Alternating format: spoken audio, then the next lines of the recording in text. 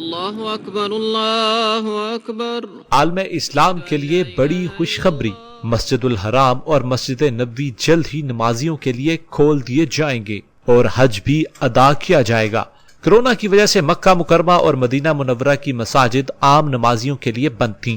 امام کعبہ ڈاکٹر شیخ عبد الرحمان السدیس کا کہنا ہے کہ جلد ہی کرونا وائرس کی وبا کا خاتمہ ہو جائے گا، پھر سے عمرہ زائرین سے مساجد کی رونقیں بحال ہو جائیں گی۔ سعودی وزارت حج کا کہنا ہے کہ حج سے قبل حالات کنٹرول میں آ جائیں گے، امید ہے کہ حج آسانی کے ساتھ ادا کر لیا جائے گا۔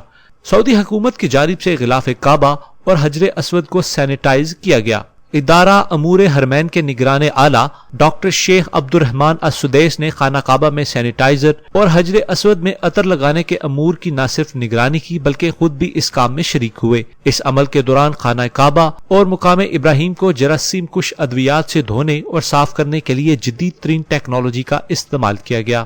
ملک عاصم اوان، نیوز الرٹ، سعودی عربیہ۔